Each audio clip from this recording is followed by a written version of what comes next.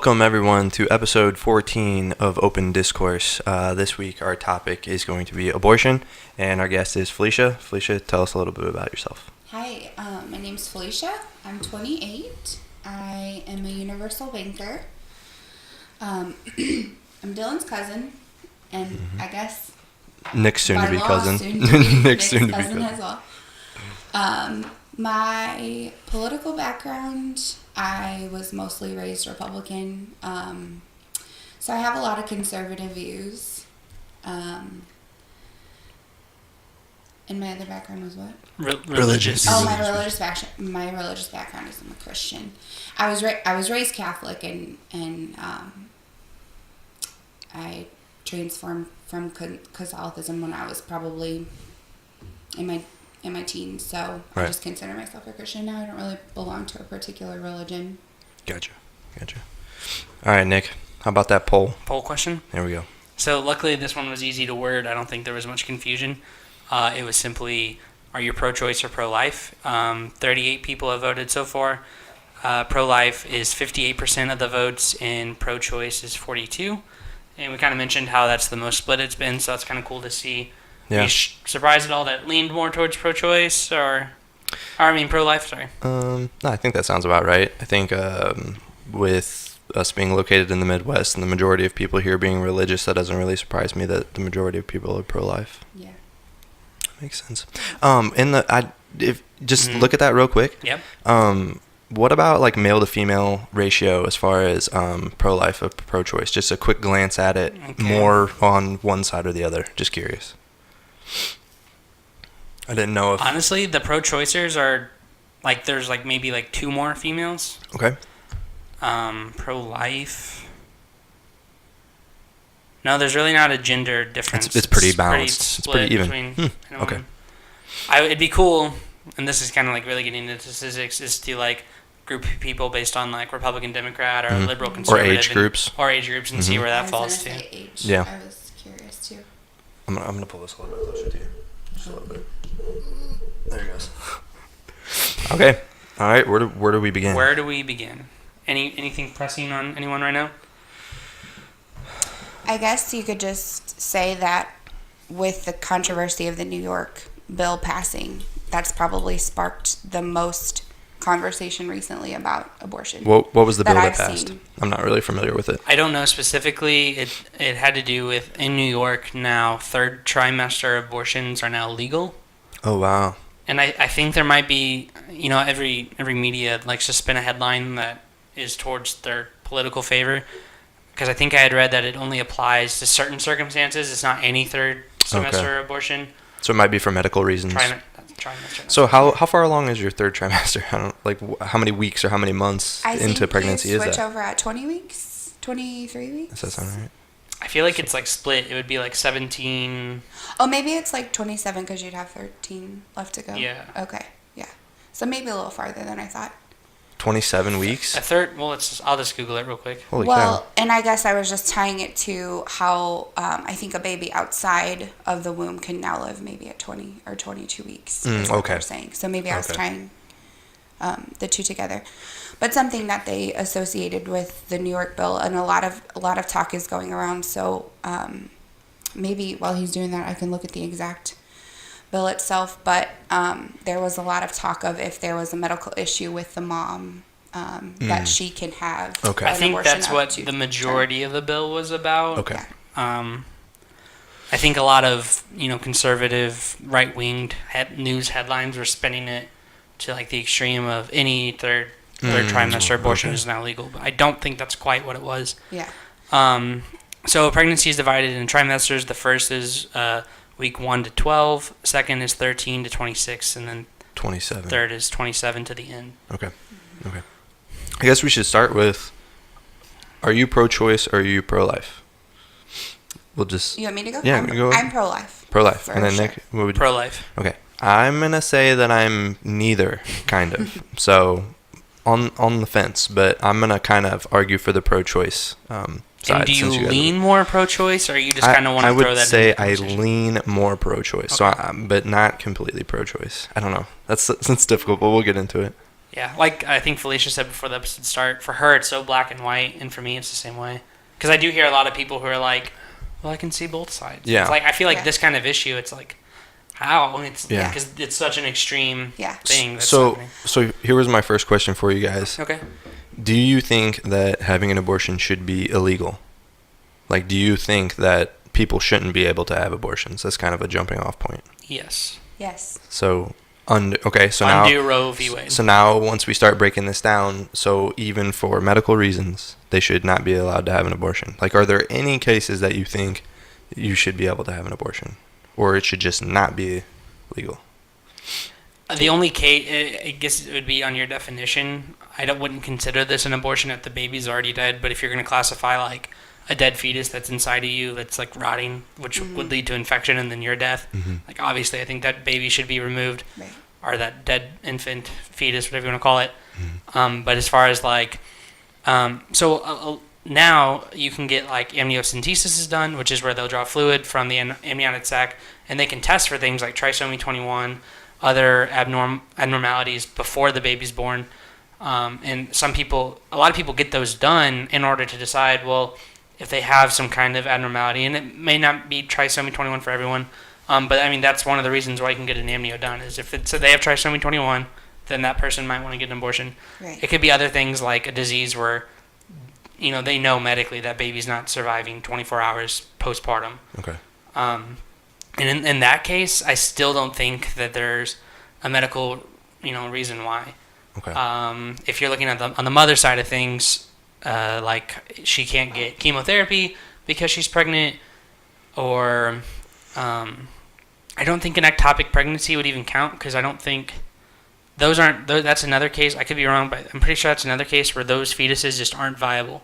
Because that's an ectopic pregnancy would be where implantation occurred on the fallopian tubes, and it needs to be on the uterus. So the baby's that baby is essentially dead too. Right. So I wouldn't consider that an abortion. That would be like the one medical emergency where I think would be okay.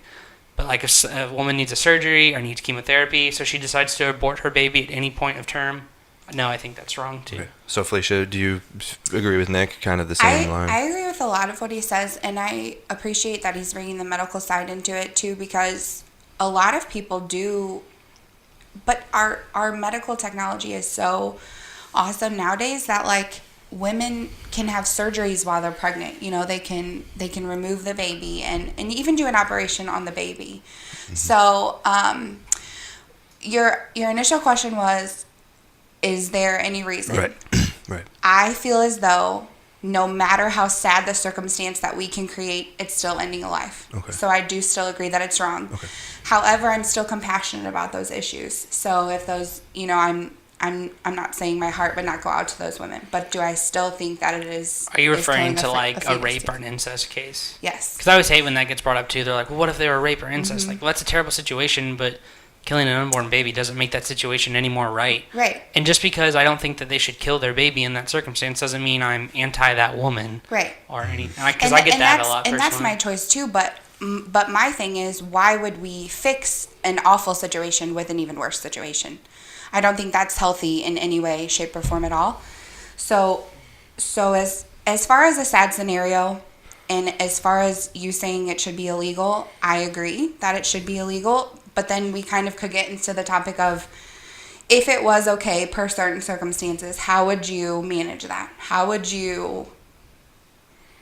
You were saying, what would the criteria be? Right, and how would we justify one thing over another? And how would we... how could you say that that's the exact reason, that happened to that person? So... Right. But do I think it's ultimately ending a life, no matter how sad the scenario is? Absolutely. Yeah. So Nick, going back to kind of the medical thing, is there any scenario where it's either the woman survives or the child survives in certain cases? You mean like, do I know of any medical scenarios where it's like where basically you have to make the choice? Like, if you don't abort the baby, the mother will die.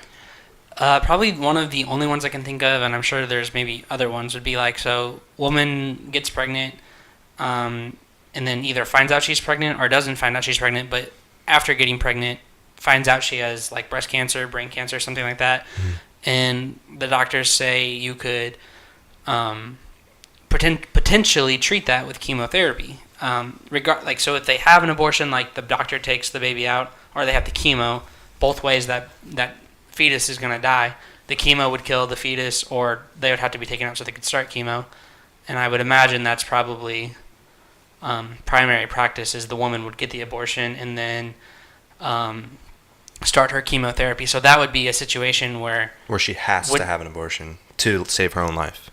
Yeah, and for me, like, the chemotherapy is a potential to save your life anyway. So, like, the killing the baby to maybe save your life is really kind of what you're looking at, because the chemo is not guaranteed. Mm-hmm. Even if it fixes you in the moment, like, you might die of cancer when it comes back. Mm-hmm. And then Corinne and I were actually talking about this the other day. For me, that scenario is like you're in a drowning car, or not a drowning car. You're in a car, you go off a bridge, and your kid's in the back seat, and you can, like, and this is just for the purpose of the scenario, but by leaving your kid behind, you will definitely survive, or maybe survive, or you try to help your kid and you both end up dying. Mm-hmm. It's like, I don't know about you, but me as a parent, I would elect to try to save both of us and both die.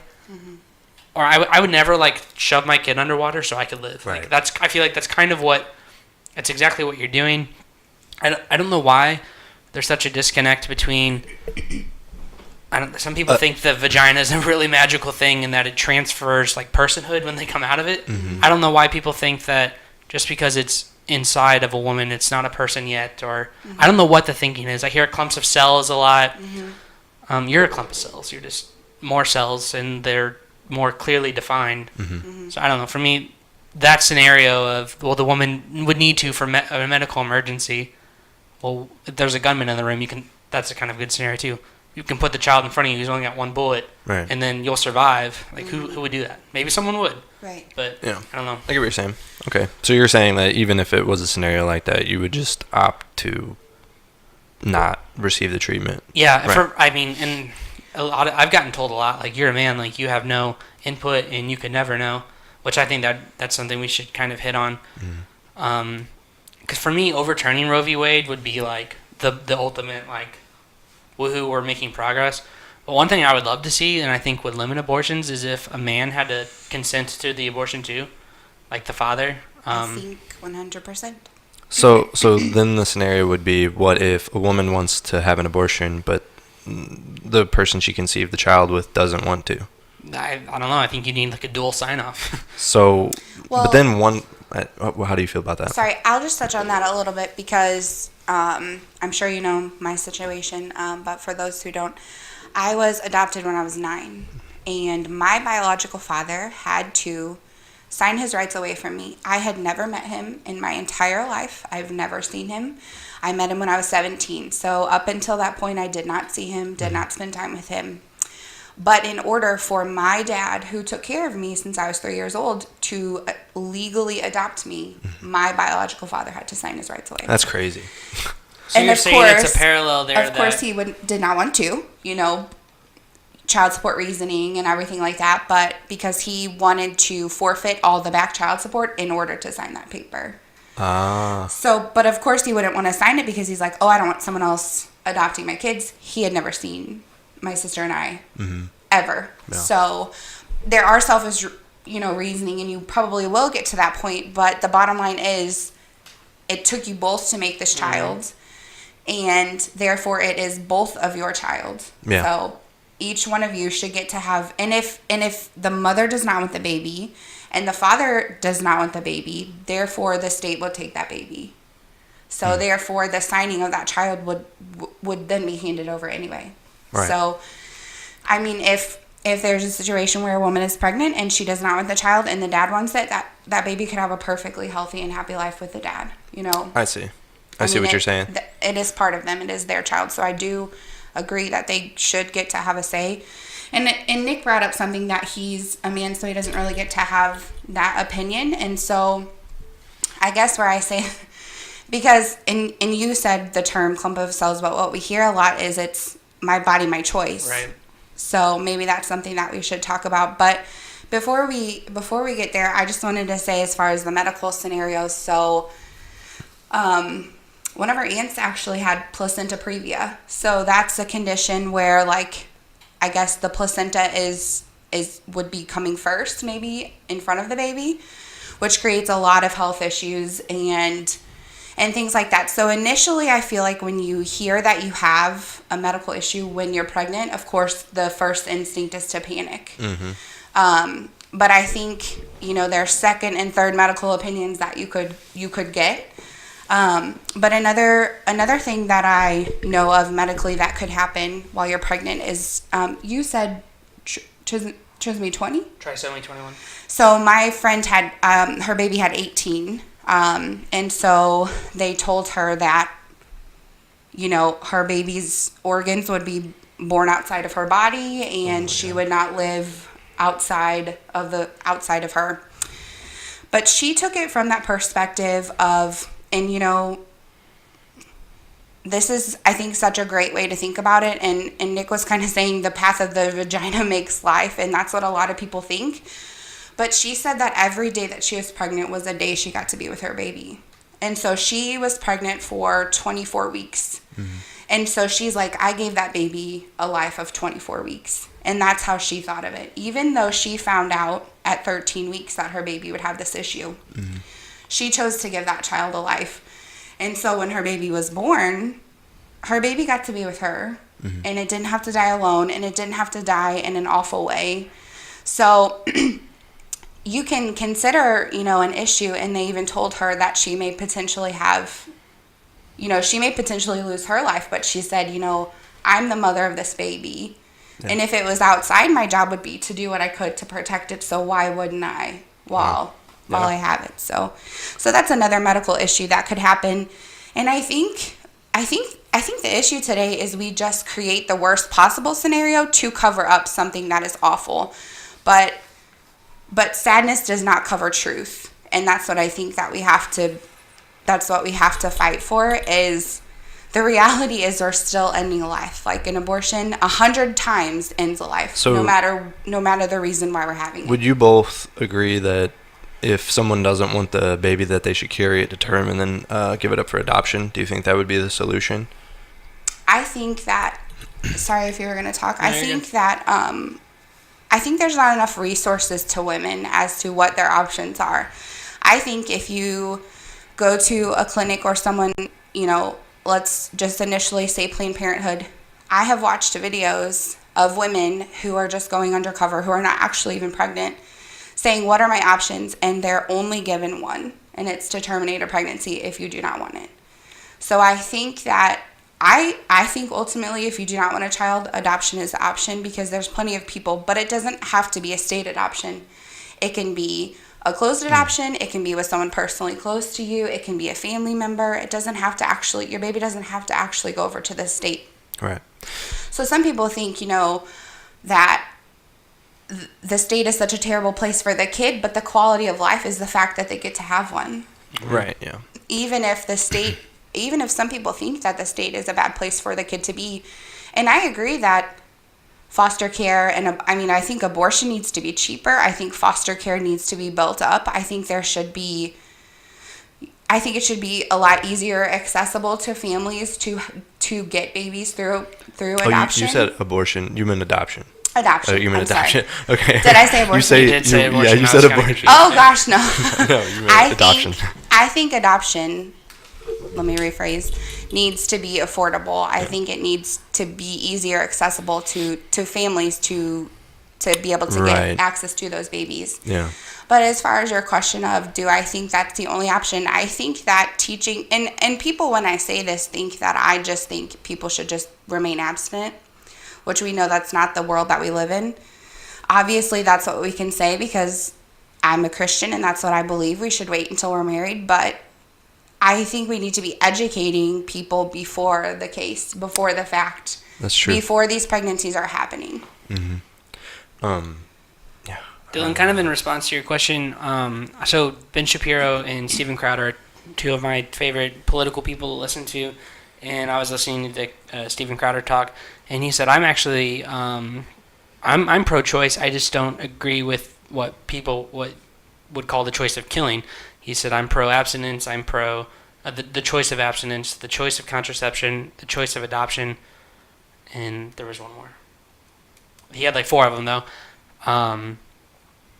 and so many people are like that the baby or like abortion would be like an afterthought, but I think people fail to realize that the baby is a consequence of a certain action that you did. So like you were saying, not everyone is going to be abstinent because not everyone holds to the same religious views that you and I do. But to deny that was a responsibility and a consequence of what you decide to do with your genitalia. Mm-hmm. I don't know. I think there's lots of other choices, and kind of what you said, people should be educated on what could they do, and I think adoption is always a better choice. So why do you think that so many women choose to have an abortion instead of carrying a baby to term and then putting up for adoption? I think so I like to compare it to the anti-vax movement that's going on. There's a lot of this misinformation. I think that when it comes to abortion, there's two kinds of people. There's people who really are confused by the science and the terminology of a clump of cells. There's a disconnect. They don't mentally understand that is a person. And then the only alternative is if you're still pro-choice, if you do know that is a person, which people say like, well, no science backs the fact that vaccines are bad. No science backs that the fetus inside you is not human at the moment of conception. All of science and research backs life starts at conception. So I think the other kind of person, if you don't have a disconnect of the science of it, then you just don't think it's a moral issue. That for whatever reason, it's you have a moral disconnect, or you think, I don't know, you should be able to kill people. I don't know what it is. Even if we don't take it from the aspect of conception, even if you do not want to believe that, I believe that, but even if you do not choose to believe that, a baby actually has a heartbeat at 3.5 weeks. And people typically, a missed period comes after 5 weeks. You go through your 4-week cycle, and then that 5th week you start to panic. You're saying the majority of the time when people find out they're pregnant, their baby is already formed. So if someone wants to say that it doesn't start at conception, if it starts when they have a heartbeat, they already have one before you even find out you're pregnant. And a lot of the times you don't even get to go to the doctor until you're 8 weeks pregnant. And so I hear that so often, that people say, it's just a clump of cells right now. It's actually not, because women can have, even though you can't have an ultrasound on the outside, you can have an internal ultrasound that will prove your heartbeat of your child so soon. Because if you've had a miscarriage before, you're typically considered a high-risk pregnancy, so you have to have that done before, like normal women, it's like 8 to 12 weeks, you would go and have your first appointment. Some women have to go in as early as 5 and 6 weeks, because you got to start quick. You got to get off the bat. So, and even then they're seeing heartbeats. So I've done some research on that, and even if you don't think that it's at conception, and it's funny that you mentioned that, because what else would the consequence be of a pregnancy? I saw a meme that said, what did you expect, a plasma TV? So it's a risk that we all know, but something along the lines of that, it's a serious topic that needs to be educated, because it makes so many people uncomfortable. Mm-hmm. So many people are uncomfortable. Even parents talking to their children about sex. I can remember my parents or my mom having that conversation with me, because obviously women go through a period. That's the conversation you want to have with your children. But nobody talks about the consequences of sex. Everyone tells you what it is and what to expect, but nobody says, hey, you could get pregnant, or here's something to prevent a pregnancy. One point that I wanted to bring up was there aren't enough parents who have a talk with their children about having safe sex and about the responsibilities that come along with having sex.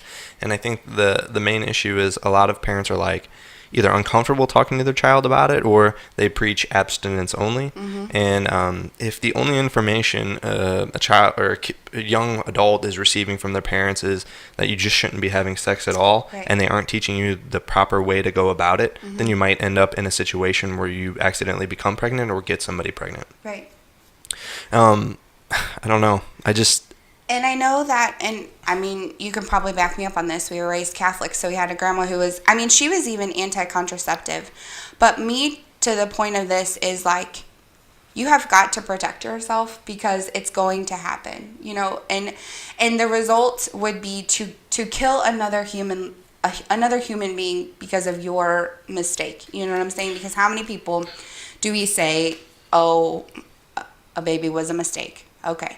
Well, obviously we know what's going to happen. So we need to be educated. And like, I just think it's the quality of life nowadays, because so many people just do not value life itself, because it's just so much. I mean, it is so easily accessible for someone to have this, you know, like people just, the quality of life just does not matter, is how I feel in the world that we're living in today.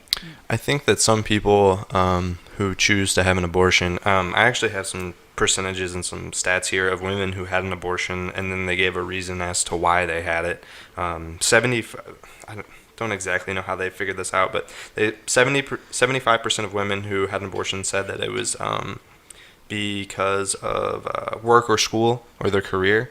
That was the largest one, and then down from that, they said that they couldn't financially afford to have a child, so they chose to have an abortion. And then even lower than that was they didn't want to raise a child alone. So the person that they conceived the child with isn't around anymore, didn't want anything to do with the child, and they didn't see a way possible for them to, you know, provide for the child themselves. So here's why that makes me angry, is a lot of people will bring up like, well, what about the woman who's raped, or what about the woman who has a health problem? And right there, statistically, it sounds like 80 to 90% of abortions, if not like 95, were done out of convenience. Yeah. They didn't have the money. It wasn't the right time. Right. It would affect their career. Right. They were scared to do it alone. Yeah. And people want to take the outlier, the rarest incidents of what happens, and use that as policy. So that's why women should legally be allowed to have abortions, because this 1% occurrence of... I feel like the rape statistic was like 0.5 or 1%. 0.5. Yeah. It's even less than 1%. And so that's why I said we take tragedy to cover truth. Because if you can make someone relate to something of a sad situation, you can sway their mind to the point of, because we're covering it with compassion. Because we are making the scenario of the living person sadder than the person that we are trying to abort. You're trying to use an extreme to kind of push your view. Yeah, and so even more than that, we were discussing that there's health risks involved, and so that's even less than 5% as well, according to, and I'm not sure where but mine is according to abort73.com. So this website is neither pro-choice nor pro-life, and so it's just statistics as to who has them, what age, and how many there are. And I was incredibly shocked because and something we may want to talk about is if we think it's laws, or if we think it's just if we are educating more. But abortions have been down consistently from like 2015. Yes.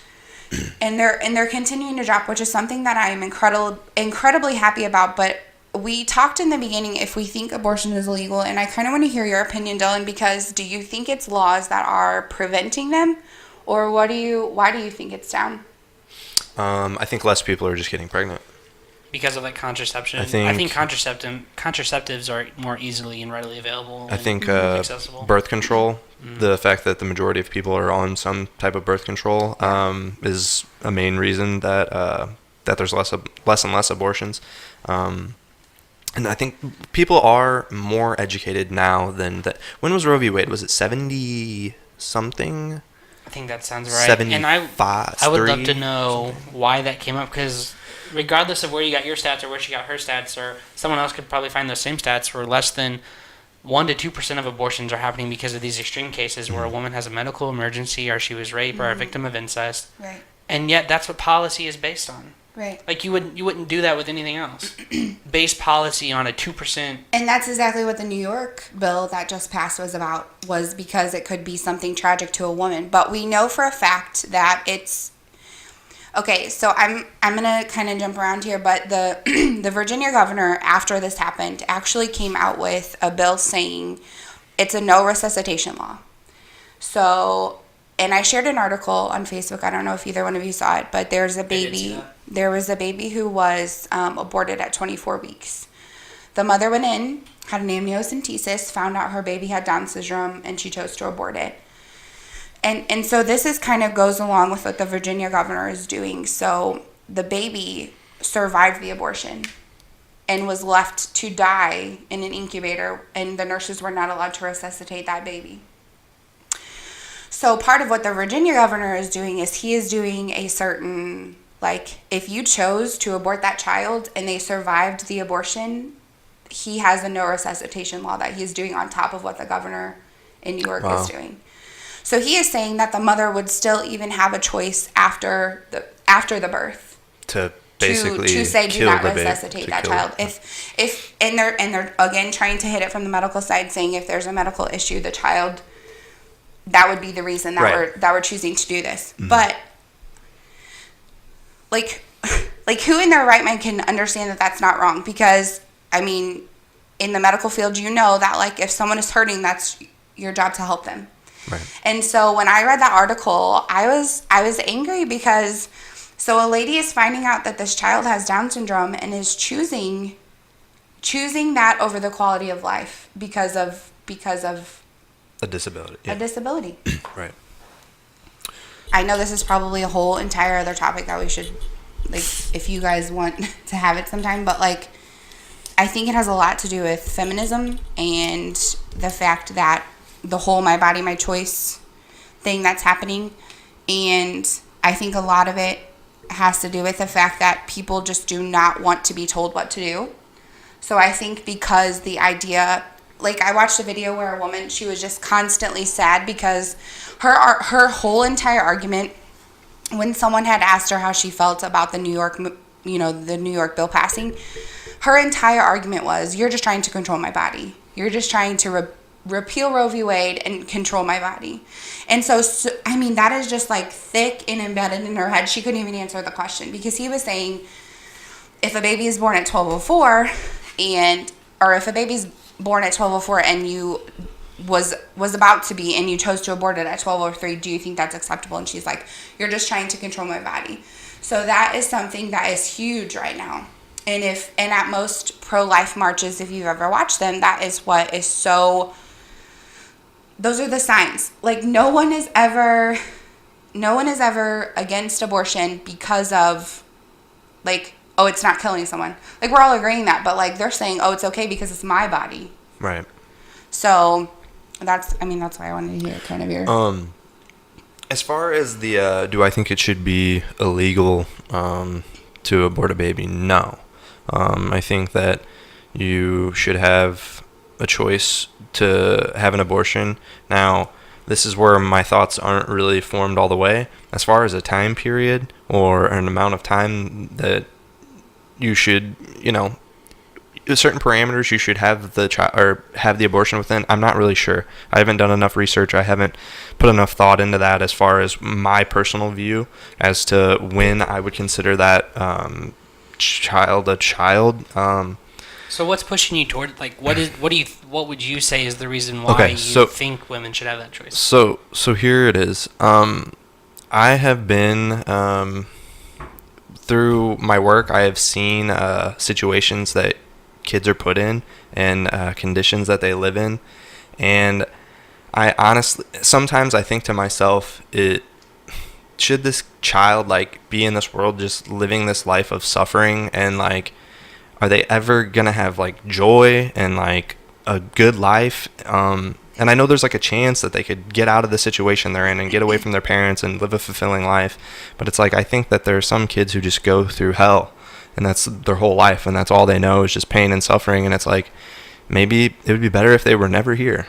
Like, that's just the thought that I have. And I think that some people who choose to have an abortion go, I can't have a good, like, I can't make a good life for this kid, so I feel like it would be best if I didn't have it. That's like the simplest form, like not even needing a reason. They just don't want to bring a kid into this world and they're not ready to do that.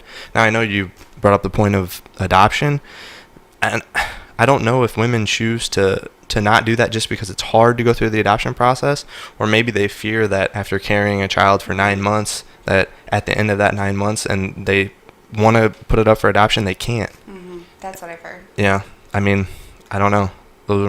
That's how I feel. Have you guys seen the movie Gone, Baby Gone? I have not. Spoiler alert for people who haven't. Spoiler alert Gone, if you're watching the episode. I'm thinking of Gone Girl. Gone Baby Gone. If you want to watch it, just tune out. I was thinking of Gone Girl. Just pause for a few seconds. But the movie, in a sense, is about a girl who's abducted. And she's abducted because she is in a terrible situation. So her mom's a drug addict, has left her alone several times. The little girl, I think, is 4 years old. So she's taken out of a bad situation. And a private detective or a private investigator is hired to find her, and he does. And she was abducted by a cop. And so your point of saying, like, it's a couple who are investigating this, and the girl is like, I will never forgive you if you report this. Like, I will never forgive you if you say this is where she is. Because they found this baby.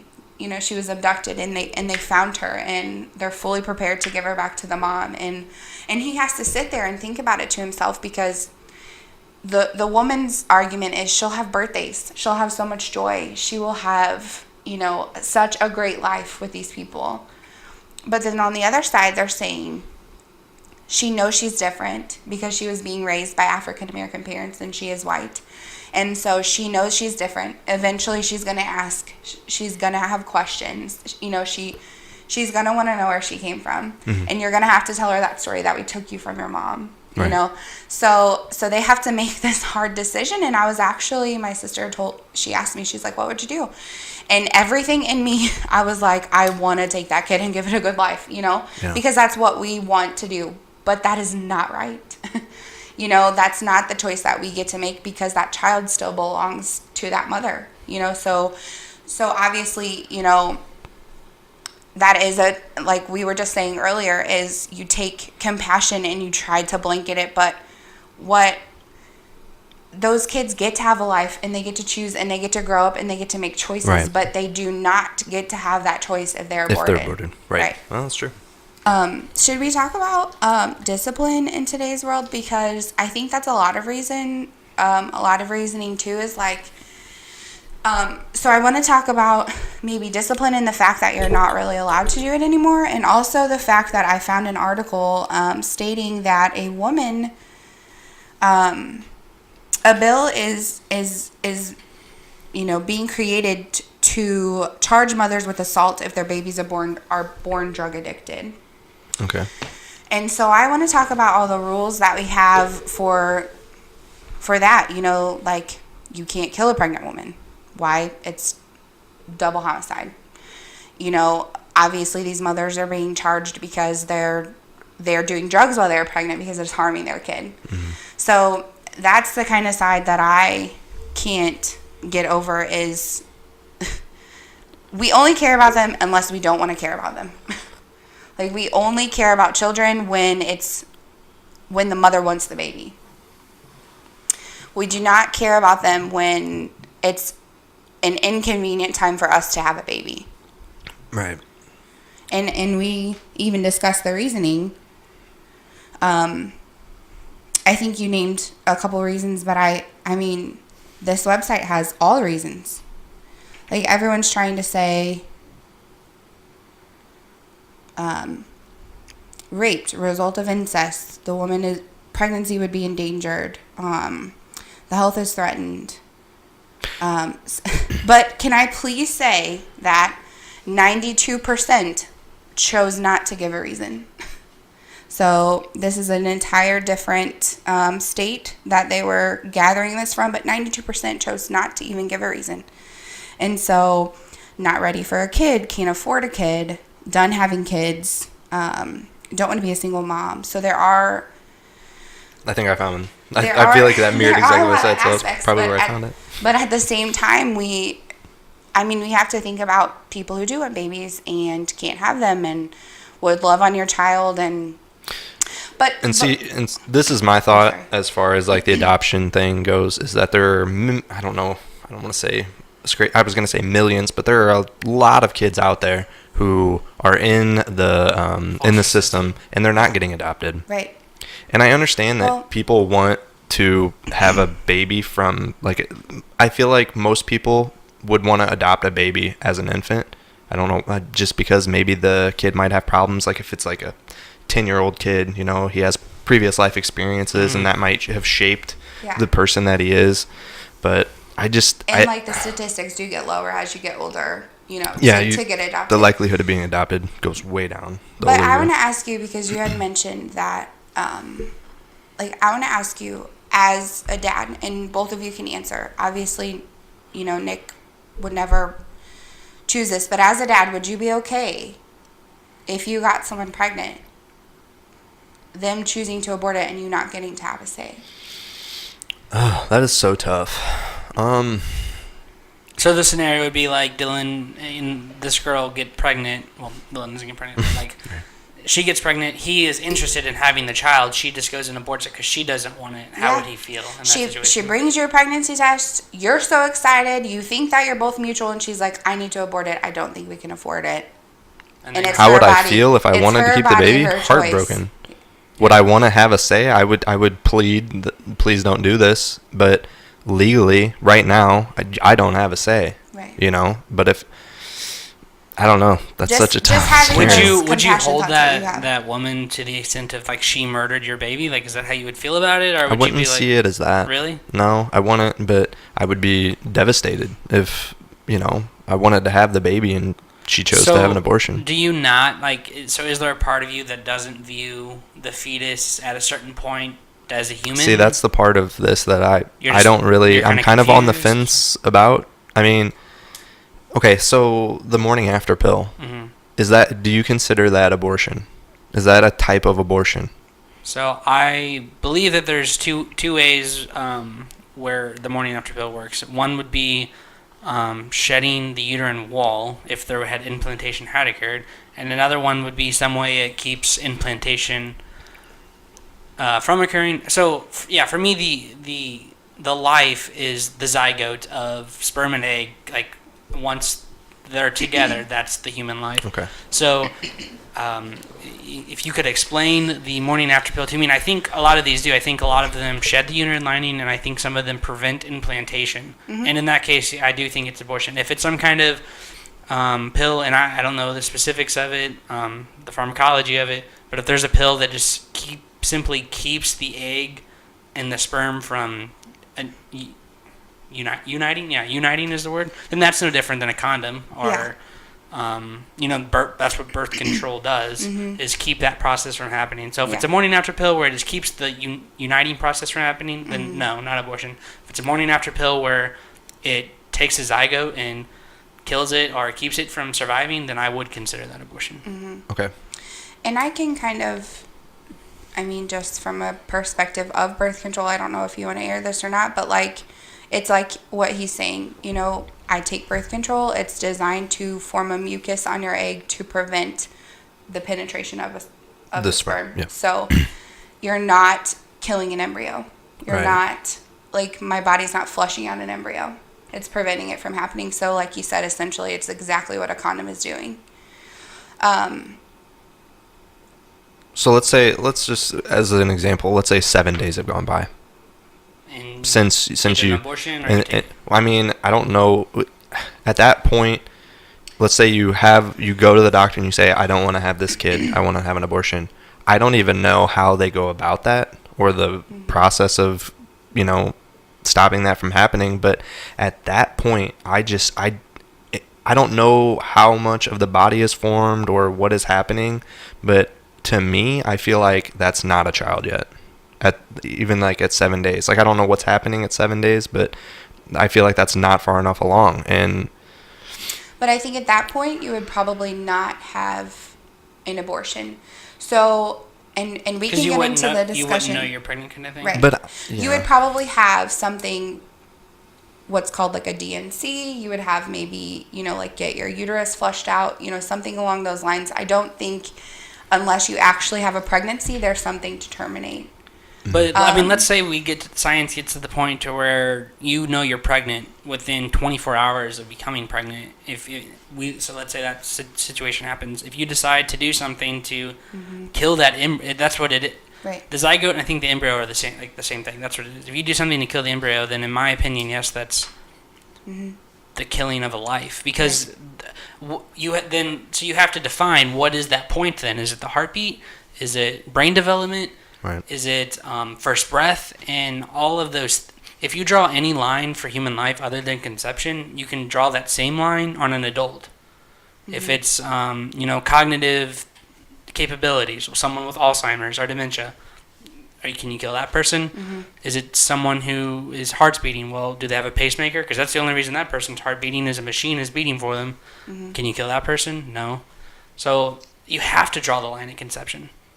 Or someone who has brain damage and they tell you that you have no potential future. Like, you still want to have a quality of life. Like, you still want to be considered a person, so the thing about it is with these tragedies is you just don't understand how God's going to intervene. And I don't mean to pull religion into it, but you really don't. You have no idea, like, when your heart will start beating again. If you're having heart failure, you don't know when your brain's going to start working again. You have no idea when you'll come out of a coma. You have no idea that pregnancy that everyone is telling you can go a certain way can just be totally flipped. Because I've had people who are told, hey, your baby will have a condition when they're born, and they don't have it. And I've heard of scenarios where they'll say, you can't get pregnant, and they do. And so just because, a doctor is giving you those orders, that's where I think, like, some of the education needs to come in as well.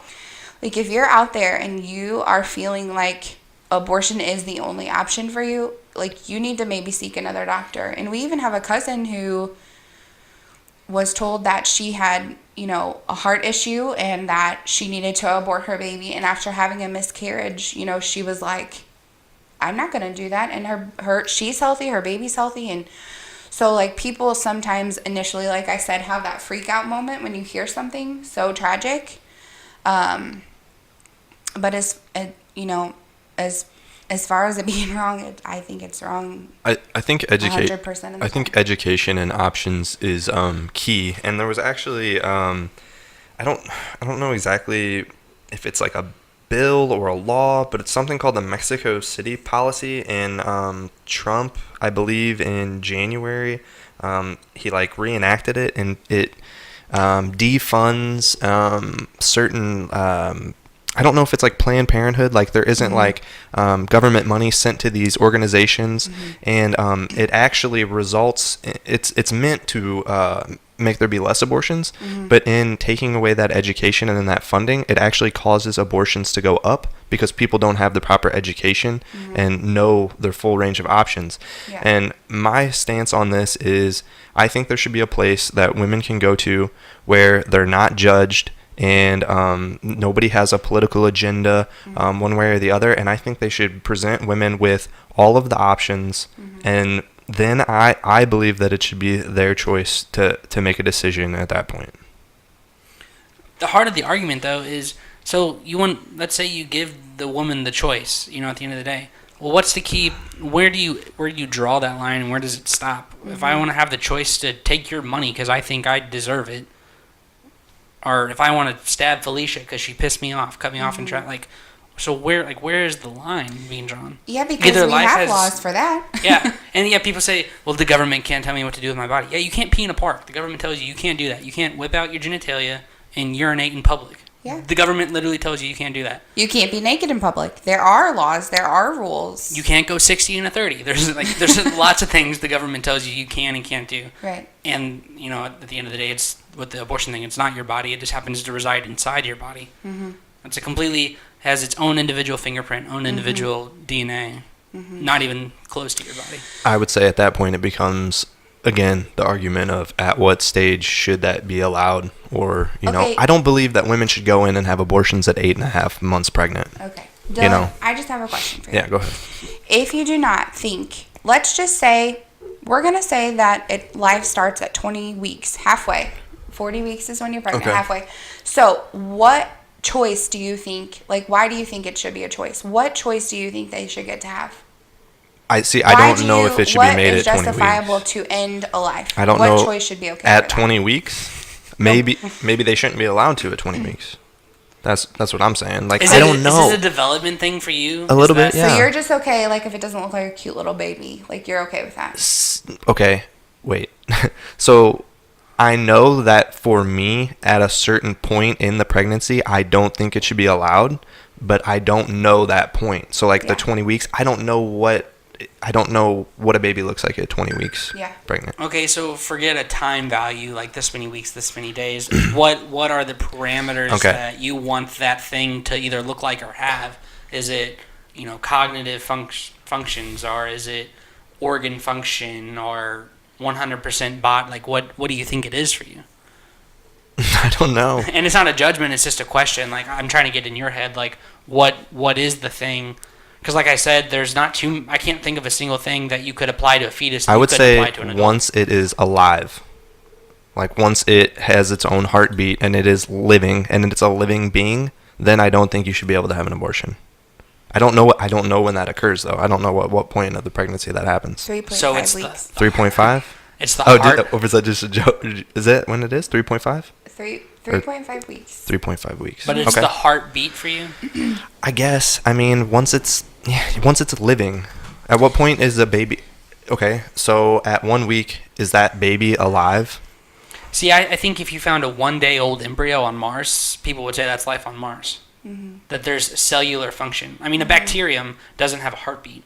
It it's literally one cell. It's not even a group of cells, and we call that alive, and we know it's alive because I see what you're saying. The Bio 101 characteristics of life, but I think one is that it can reproduce, carry out certain functions, and that clump of cells it's developing tissue.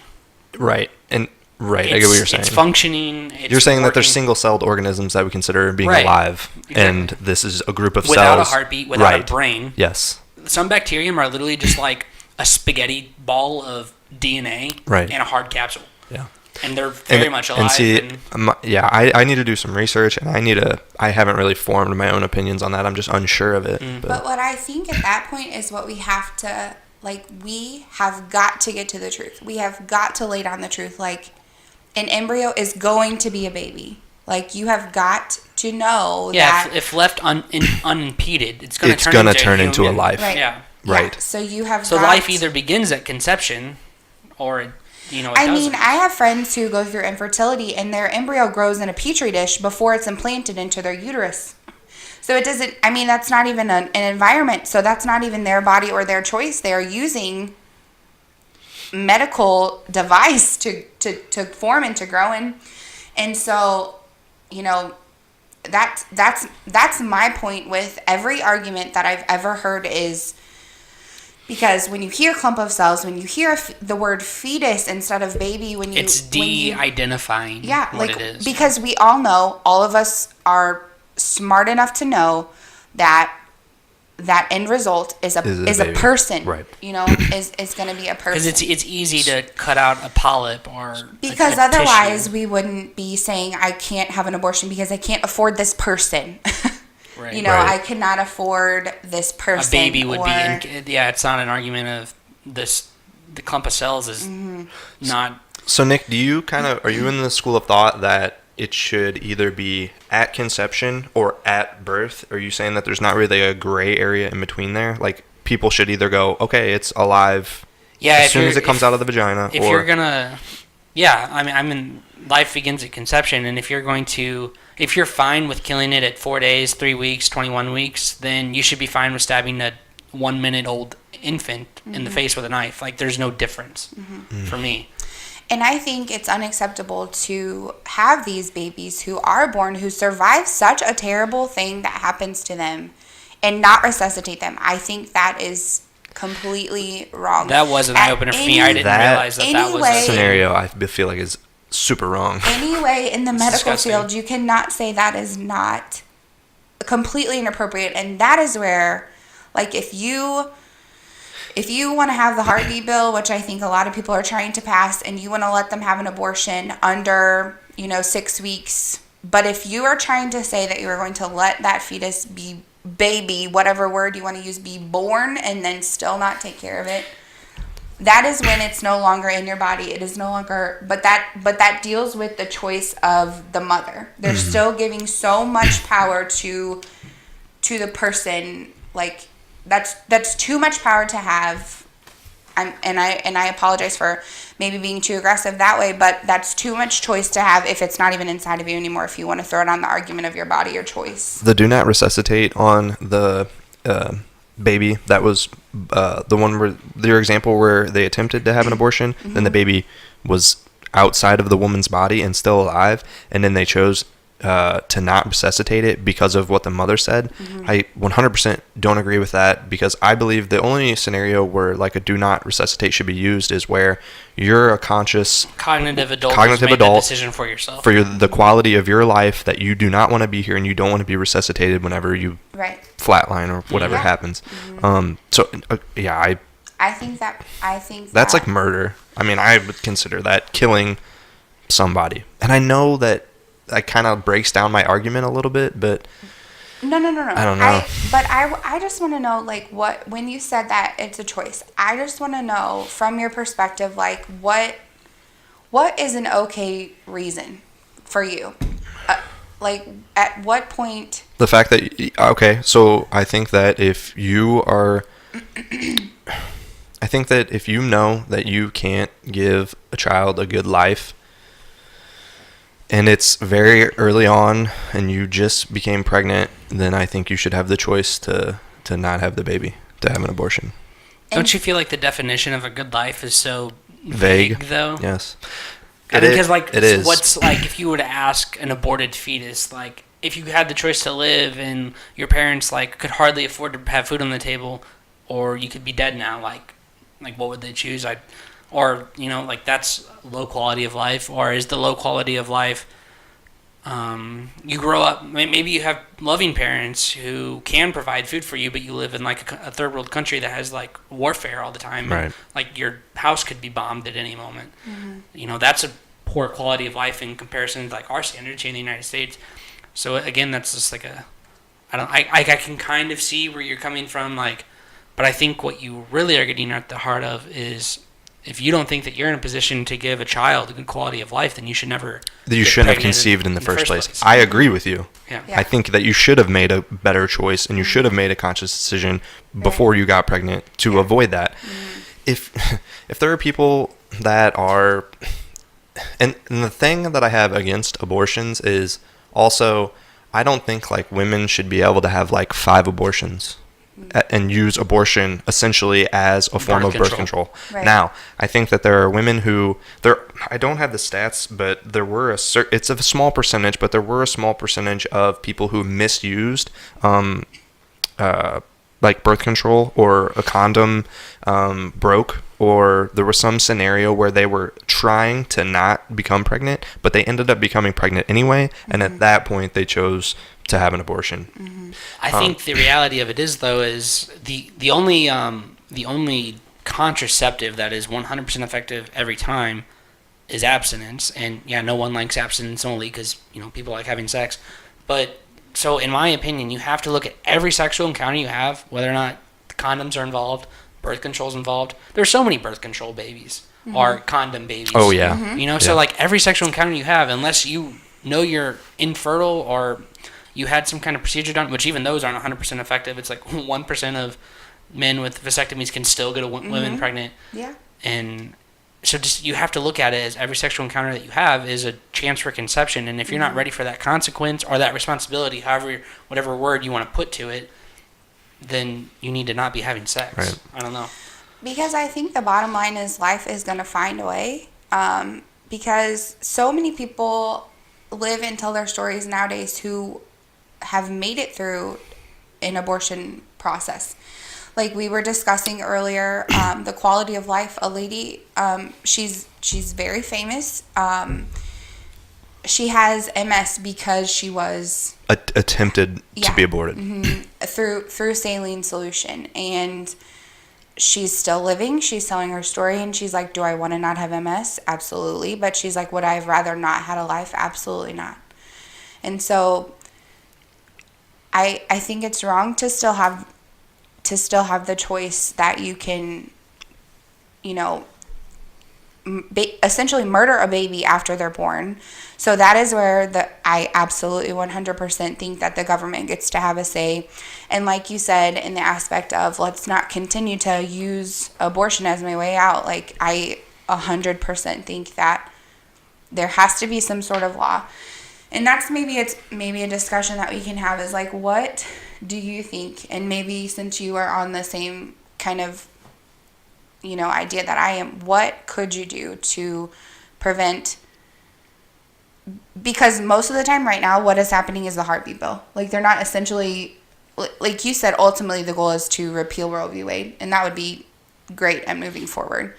But what control would there be when Dylan mentioned at the beginning, like, a reason? Like, what could you do? An acceptable circumstance or scenario to have, like, say you just outlawed it altogether, but for these 3 reasons. I wouldn't give you a reason. Yeah. That's just who I am as a person. Yeah. I hate how political college campuses are. One of my psych assignments was abortion's been outlawed again, but you are in a position where you can award the last abortion. 10 women want an abortion, and these are all the reasons why. Who would you give it to? I don't really know where I'm going with this, but it's like I don't want to be like even presented with that. Like, yeah, abortion's outlawed in this scenario. Great, I'm not giving any of those 10 women an abortion.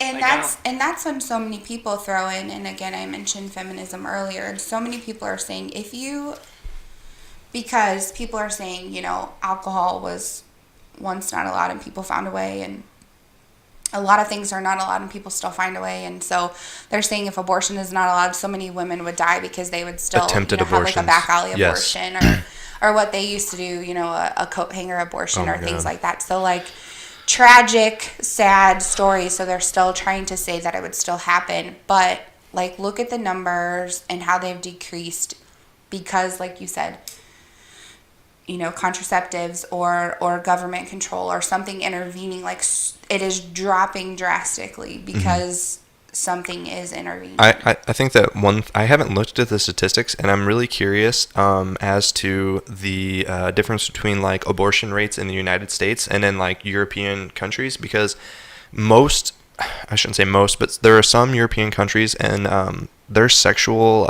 education courses in public schools are way better than ours. They talk about, ours is just so cut and dry. This is what happens at puberty for boys. This is what happens at puberty with girls, and they separate everybody. Well, there's no national standard of sex education in America. Is it school district by school district? I think it's school system by school system. Even 2 schools in Missouri or 2 schools in Franklin County, they decide for themselves what, if any, kind of sex education they provide. And I don't think that...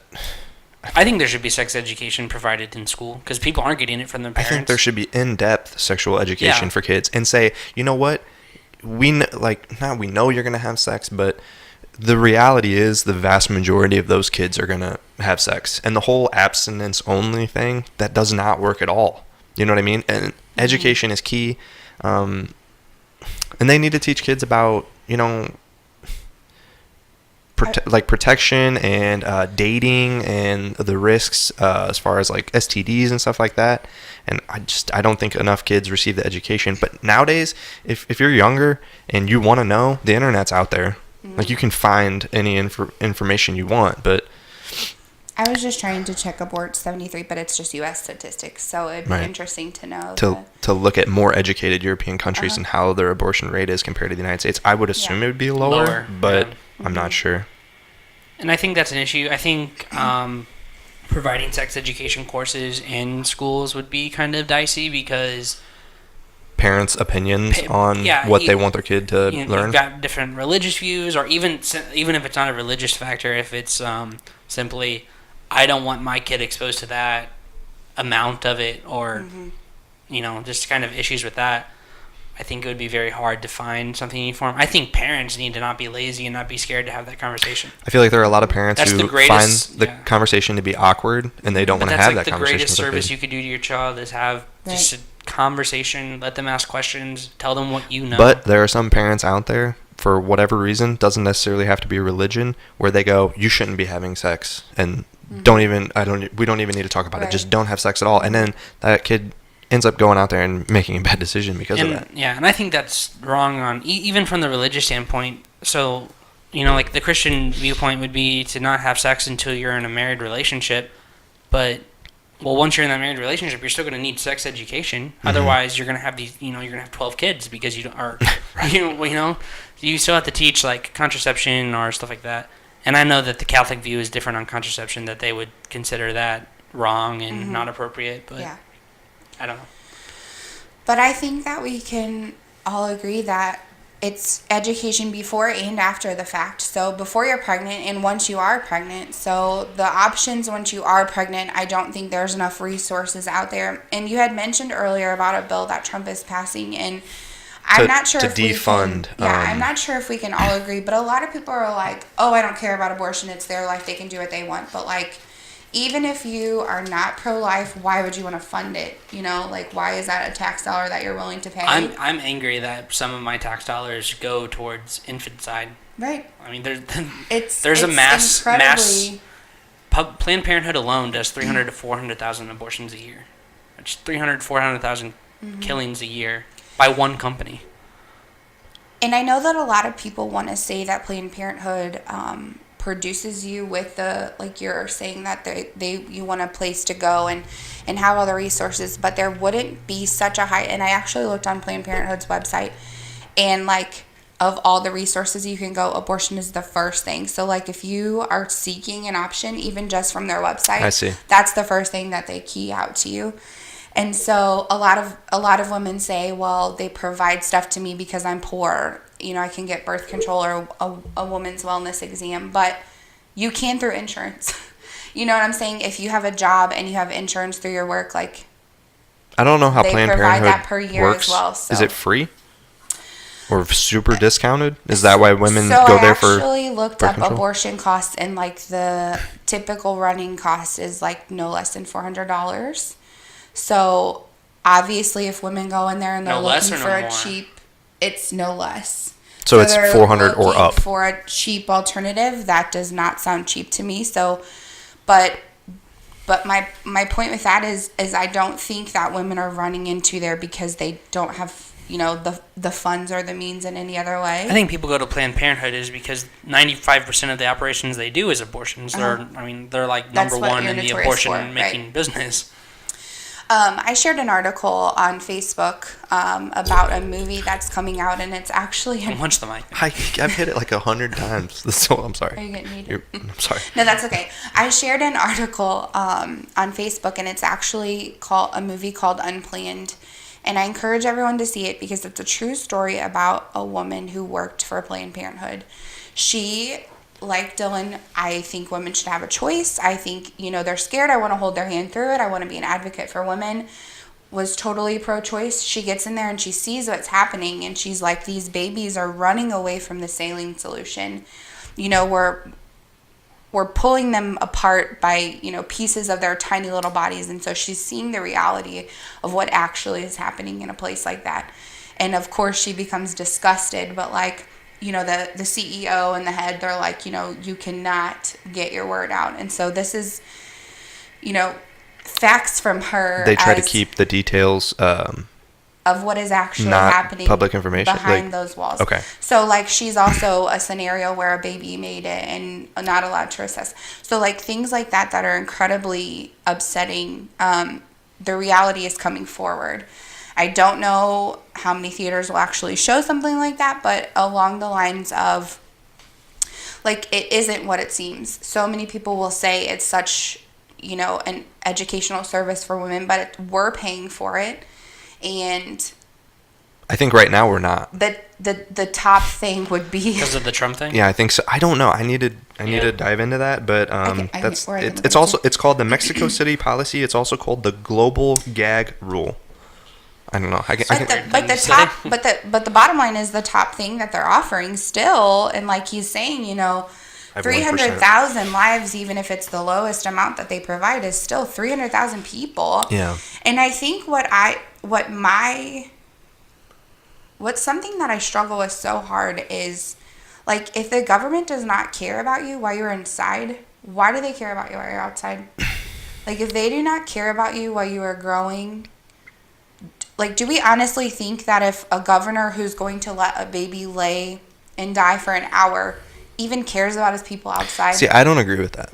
You're talking about an attempted abortion. Governor. I don't. I 100% like, would can't you get feel behind that. as someone who lived in Virginia that your government cared about people? Because you mentioned Ben earlier, and one argument that he was saying is, it's life and liberty.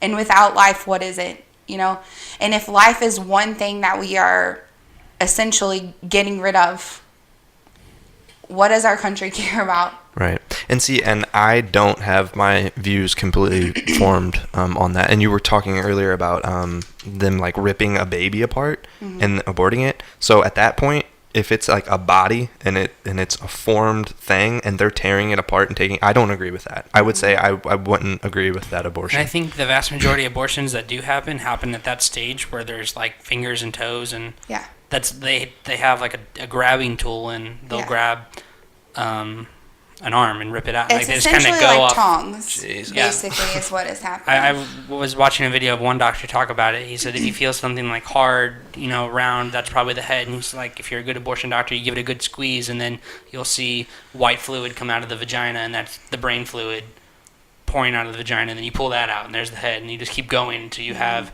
in front of you a segmented baby, like arm, leg, body, head. And I, as someone in a political, how could you live with yourself knowing that you are the person that is okaying that? You passed the bill that says it's okay for that doctor to do that. So that it's something that I struggle with. But I have like compassion for life, and that is why I'm pro-life, because I feel like every single person matters, everyone. Right.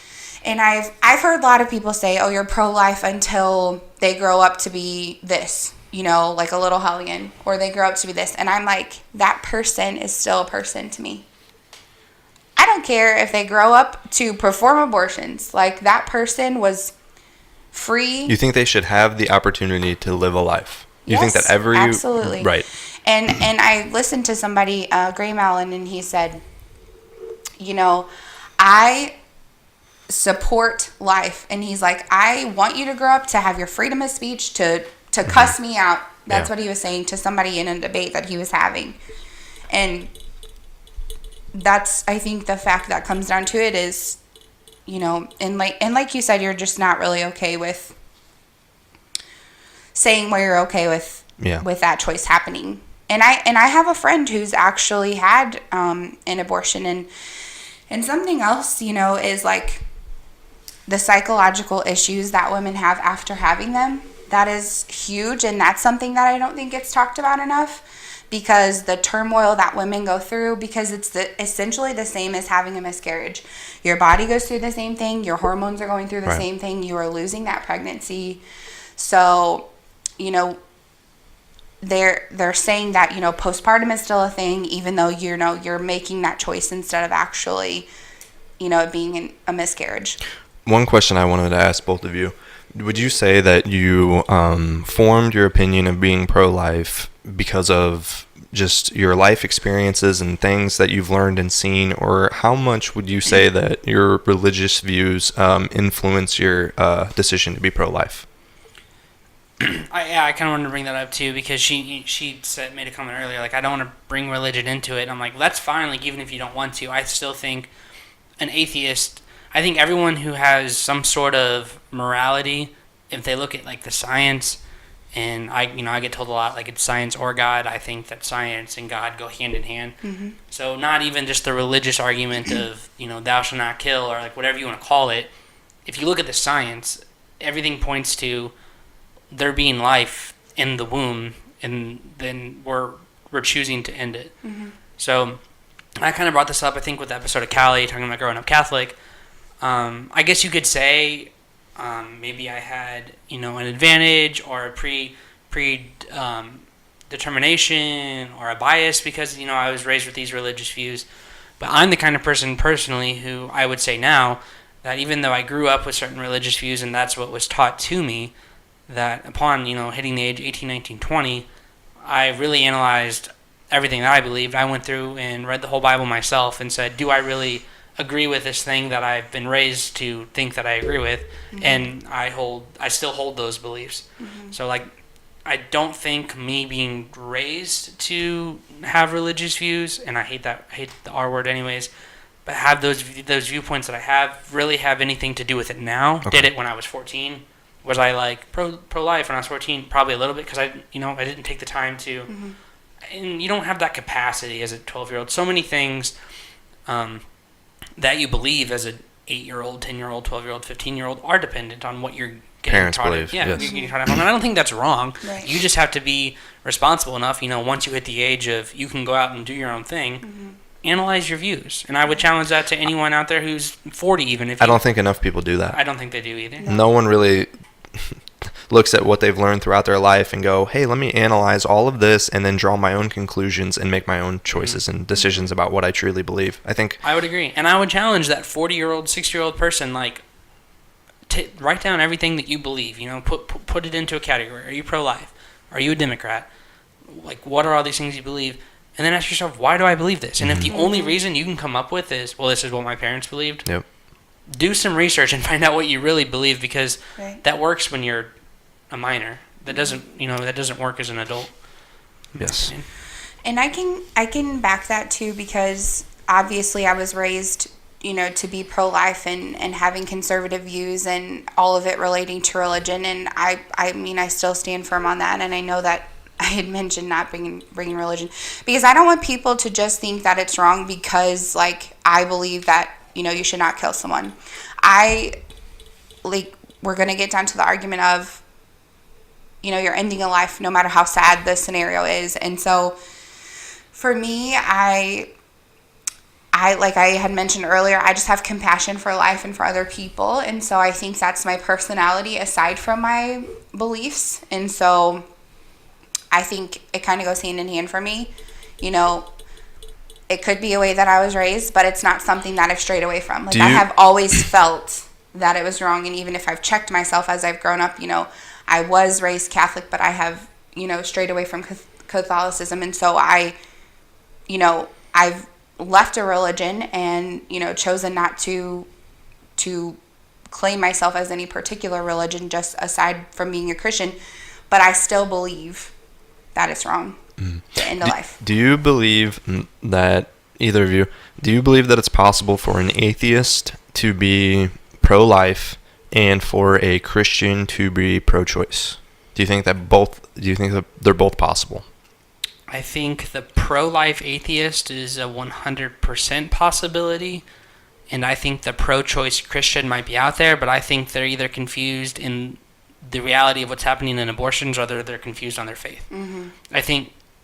Chris, for me, for example, I have a science background. I literally took a college course on OB and learning about the development of the fetus, and my religious views aside, learning about how that cell develops, and only 30% of pregnancies come to term anyways. There's so many women have spontaneous abortion. Yeah, 30%. Mm-hmm. That's shocking to me. So many women would be pregnant, like the one-day pregnancy, but they never even realized they were never pregnant? knew it, and they lost it without ever even knowing it. Because the body and even that little fetus had, like, your body and the fetus, that clump of cells has a method of screening for abnormalities. If it's not if your body knows whether or not that fetus is conducive to life, and if it can detect that, it sheds it. Some things get through, like, it's still kind of a question of, is autism something that's genetic, or is it a developmental thing? But you'll find kids with autism or people with their intestines on their outside. The intestines on the outside is actually fairly common, and it's fairly fixable too. But like the trisomy 21, the Down syndrome babies, that gets through that automatic screening. But those aren't any less of people. Right. But yeah, your body has the capability, and actually so many women have probably had miscarriages, if you want to call it that, and not even known it, because only 30% of all conceptions come to term. And that's because... That's shocking to me. And for me, that's God's design of... Imagine all, like, all the genetic defects and everything that is possible of happening, like if 100% of all conceptions came to full term, like the body didn't have a way to screen that, you would have a lot of terrible cases where this almost thing that doesn't look human is dying within 24 hours of coming out of you. Right. I gotcha. But it is true what he's saying, because I have had people who have had miscarriages and then they have them, checked out as to why, and it would be like an empty egg. Okay. So they weren't even actually creating cells or anything for DNA. So if you have a miscarriage, they analyze what happened and let you know. And if you continue to have them, they can tell you why. And if it's not just connecting that way, if it's not actually forming, then there can be something with the woman. Yeah, a lot of the times either the woman's uterus isn't conducive to life or that fetus wasn't conducive to life. Okay. And both bodies knew that, and it has a system of preventing heartache of this disabled, extremely malformed body person from being born. And so that's why it's so important, I think, to go back to the medical aspect, is because if your baby has made it that far, like your baby's a fighter, your baby has a chance, there are things that can help your baby outside of the uterus. So, what was your initial question, though? Because I was going to answer it. Is it possible for an atheist to be pro-life and for a Christian to be pro-choice? Okay. I agree with what he's saying. Like, if you are a Christian and you are pro-choice, a lot of people nowadays say, it's not my situation, I don't care, but is it still wrong? Yes. And so you would have to check your faith in that aspect, saying, yeah, it's not you, but should you still be concerned about it? Should you still say that it is wrong? Absolutely. If you're a Christian, you should still believe that, and if not, you need to check your heart. As far as an atheist being pro-life, I think plenty of people do not associate God with pregnancy, although it blows my mind, because like he's saying, if you've ever really researched pregnancy and how it works, like, you have got to believe in a God, because it is amazing how our body works, and the miracle, and like you said, like, the pregnancy doesn't come to term, and like the baby actually making it to the 40 weeks, so I mean, if he said, you really have to check your heart or check your faith, because. But aside from that, I don't think, and like he said, we believe that science and God go hand in hand, but a lot of people would just think that a baby is science, and so I don't think they put a religious aspect on it. Right. So I think they could be pro. They see it as life, and not necessarily a deity made I don't hear atheist and think terrible person either. I don't know if that's kind of like the stereotype is that Christians are, not that I'm anti-atheist. Like, I would love for you to know what I know and believe what I believe, and that's not because I think you should believe what I believe, but I have this great hope, and as an atheist you don't. Yeah. And there's lots of good people who do great things, give money to the poor, serve other people, and they're atheists. And they don't, yeah. And I think it goes along with the lines of, like, I know plenty of people who are atheists because they've had an incident with God, like they asked God to be into their heart when they were younger, to be their savior, and then something tragic has happened, wars or weather, or they have lost a baby or a kid or a family member, and so they question that, why would God allow that to happen to them?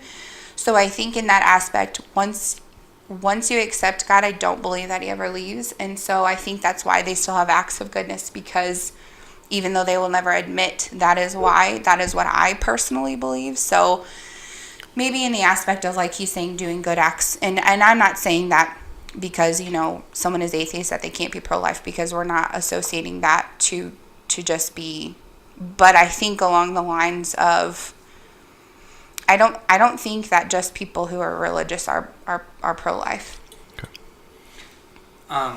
Yeah, and I think that while though the biblical aspect points to pro-life, I think the scientific aspect, I think I've said this before, is the stronger argument.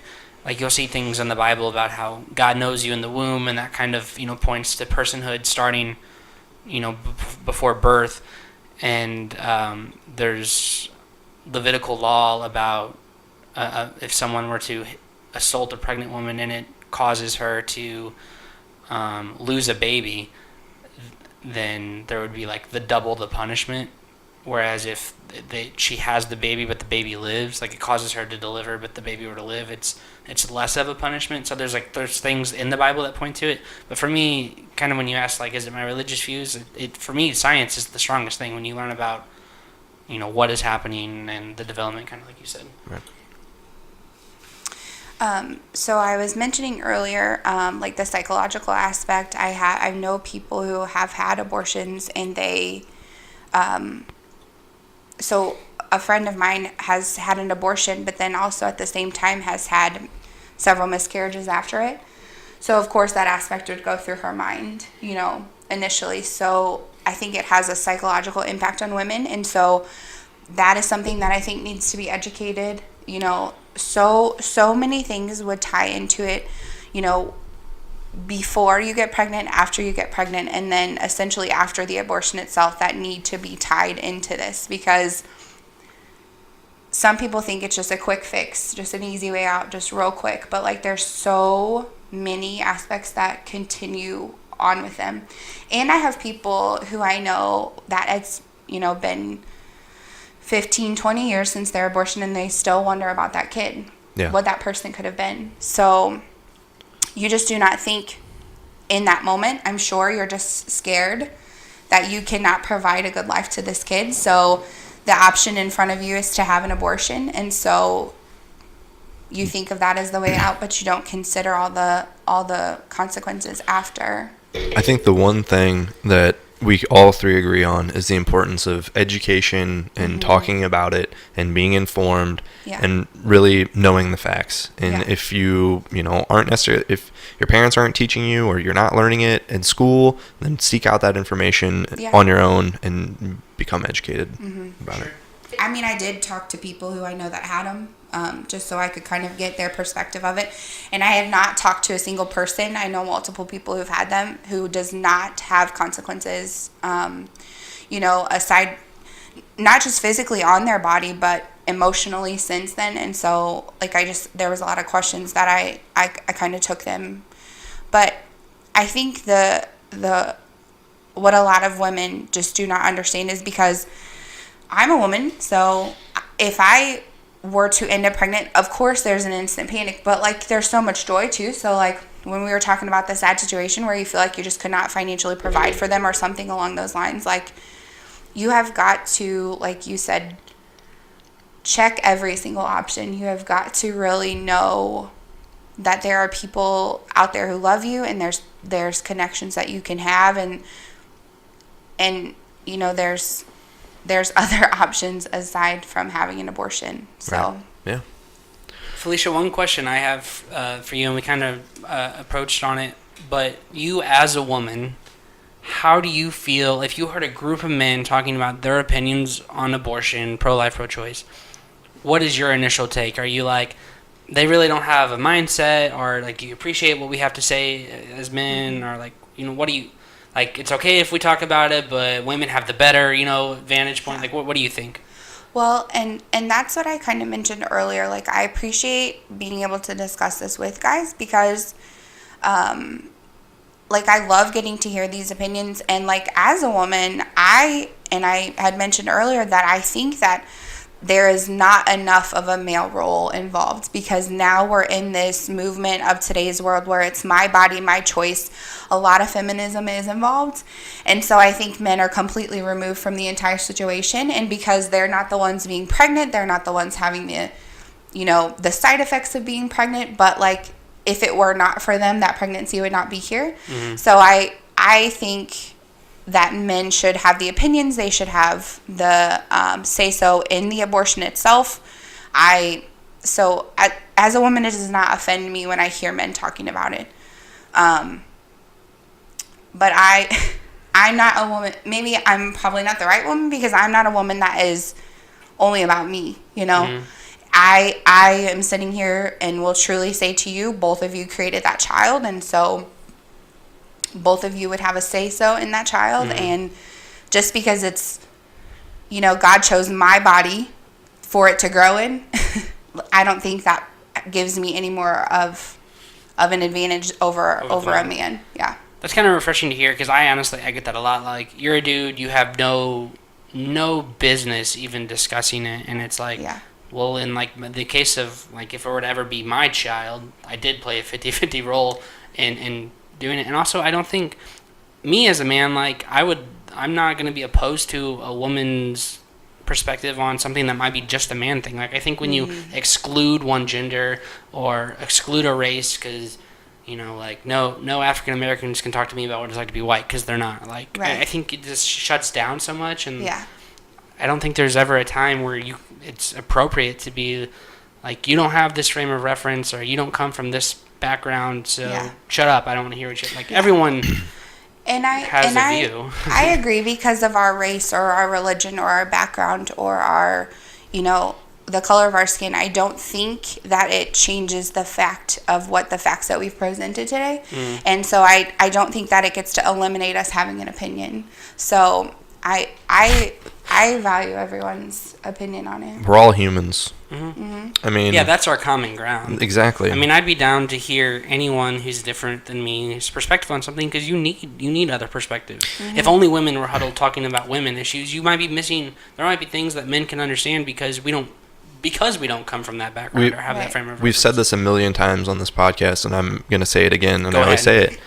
Have discussions with people you're close to, strangers, whoever, about these topics that are really, really controversial. What do they say to not talk about at a party? Religion, politics, and drip?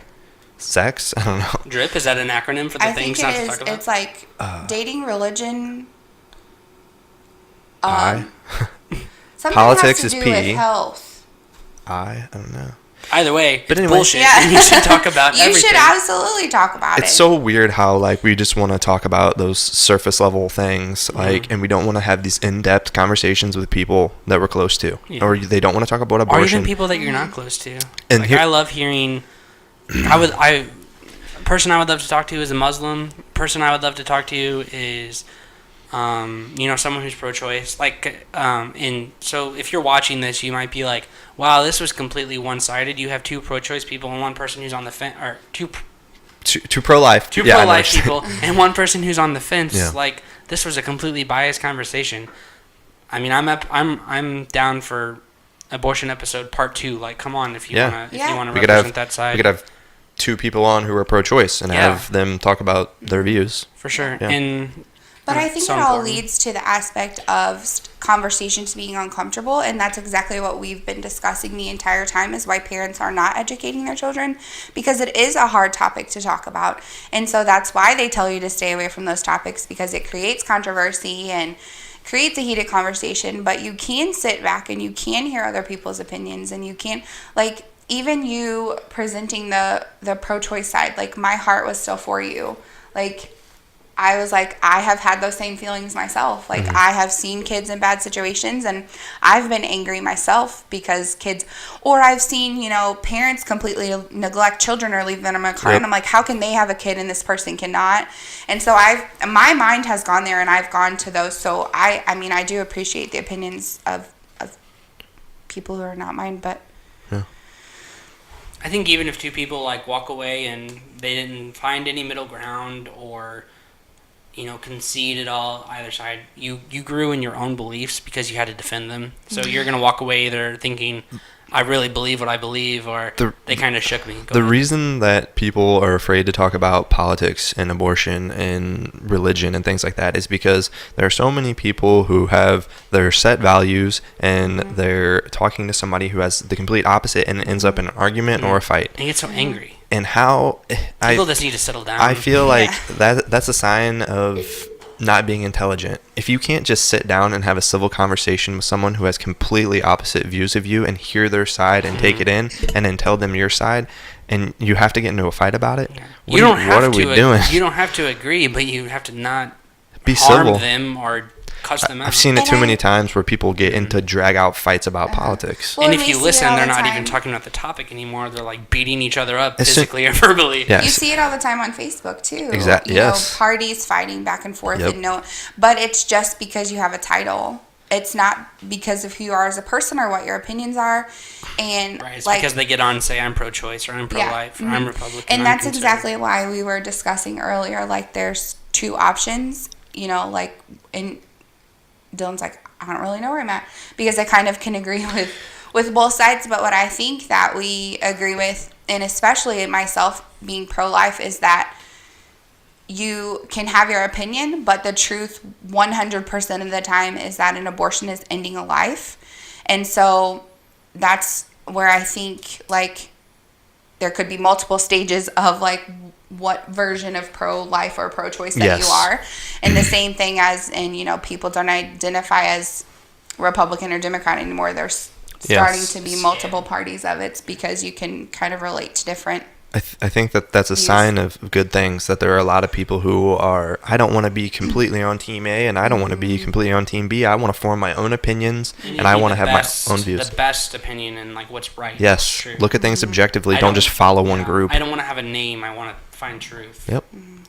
Awesome. I think this was a great discussion. That was guys. awesome. Yeah. I'm going to extend the invite to a pro-choice person to come on and talk to us. We'd love to have you out. Our email is open.discourse. od@gmail.com. I was stumbling that time. od@gmail.com. Be on the screen below here. Send us an email if you want to be on. Send us an email if you think we should talk about something. Send us an email if you have questions about us or what we're doing. I'm going to call them out. There has been someone, you know, kind of giving us negative feedback on YouTube, and I'm totally fine with. But my one challenge to you, whoever you are, is, you know, give us some feedback, constructive feedback. Say, your camera angle sucks, or your microphone quality sucks, or hey, I totally disagree with what you're saying. I would say send us an email, and don't be afraid that we would even if you want to send us an email and you want it to be anonymous, and you don't want us to talk about who sent it, that's perfectly fine. You know, we're not going to necessarily bring it up. We just want to be able to understand. We'll respect that. From. Yeah. They're not going to fight you. They just talked about how they're not going to fight you. Love everybody. Be kind. Anyways, be looking for the polls. Thank you guys for watching. We'll see you next week. Thanks, guys. For having me.